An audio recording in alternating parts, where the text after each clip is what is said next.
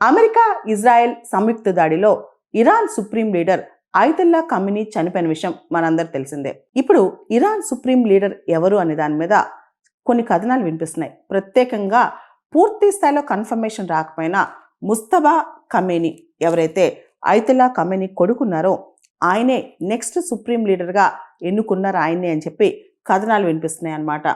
ఈయనకి ప్రభుత్వంలో పనిచేసిన అనుభవం లేదు. అయితే ఈయనకి ఎవరైతే ఐఆర్జీసీ ఉందో, మొత్తం ఈ రెవల్యూషనరీ గార్డ్స్ ఉందో వాళ్ళతో చాలా దగ్గర సంబంధం ఉంది.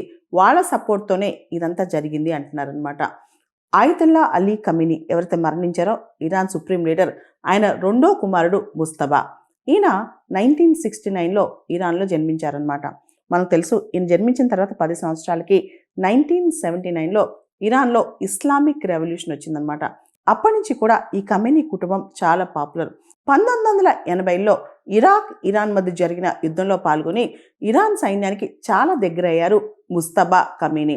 ఇస్లామిక్ రెవల్యూషనరీ గార్డ్ కార్ప్స్ ఐఆర్జీసీతో ఆయన చాలా బలమైన సంబంధాలు ఉన్నాయి. దీనికే అంటే ఐఆర్జీసీ వల్లనే ఇప్పుడు ఇరాన్ సుప్రీం లీడర్గా ఈ ముస్తఫా ఖమీనీ ఎంపికయ్యారని అంటున్నారు. అయితే దీని మీద పూర్తి స్థాయిలో అధికారిక ప్రకటన అనేది ఇంకా రాలేదంట. ఇక్కడ మనం గమనిస్తే కనుక ఇరాన్లో సుప్రీం లీడర్ నియామకం ఎలా జరుగుద్ది అని చూస్తే కనుక 88 మంది షియా మత పెద్దలు కూర్చుంటారనమాట. దాన్నే అసెంబ్లీ ఆఫ్ ఎక్స్పర్ట్స్ అంటారు. అసెంబ్లీ ఆఫ్ ఎక్స్పర్ట్స్ కమిటీ ఈ నియామకాన్ని చేపట్టుద్ది. ఈ ఎక్స్పర్ట్ కమిటీలో ఉన్న 88 మంది సభ్యులను ప్రత్యక్ష ప్రజా ఓటింగ్ ద్వారా నియమిస్తారనమాట. అయితే ఈ కమిటీ వారసత్వ రాజకీయాలకు సాధారణంగా వ్యతిరేకంగా ఉంటుంది. అయినప్పటికీ కూడా ముస్తఫాని ఇరాన్ సుప్రీం లీడర్గా డిక్లేర్ చేయడం వెనకాల ఐఆర్జీసీ హస్తం ఉంది అని అంటున్నారు.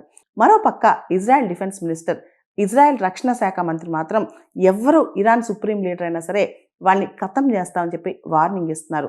ఈ సందర్భంలో అసలు ఈ ముస్తఫా ఖమీనీ కొత్తగా ఎన్నుకోబడిన ఇరాన్ సుప్రీం లీడర్ ఎక్కడున్నారు, అసలు ఆయన భార్య బతుకుందా లేదా, ఈ అటాక్స్లో ఇంతకుముందు జరిగిన అటాక్స్లో ఆయన భార్య చనిపోయిందనే కథనాలు కూడా వినిపిస్తుందన్నమాట.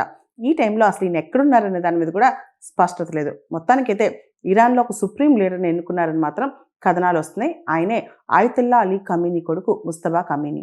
ఈ ముస్తఫా ఖమీనీ ఎవరైతే ఇరాన్ కొత్త సుప్రీం లీడర్ ఉన్నారో ఆయన చాలా హార్డ్ లైనర్, చాలా కన్జర్వేటివ్ అంట. ఈయన తండ్రి అలీ ఖమీనీకి అన్ని విషయాలు అసిస్ట్ చేస్తూ వచ్చారంట. రీసెంట్గా మనం గమనిస్తే కనుక ఇరాన్లో చాలా మంది ప్రొటెస్టులు చేశారు.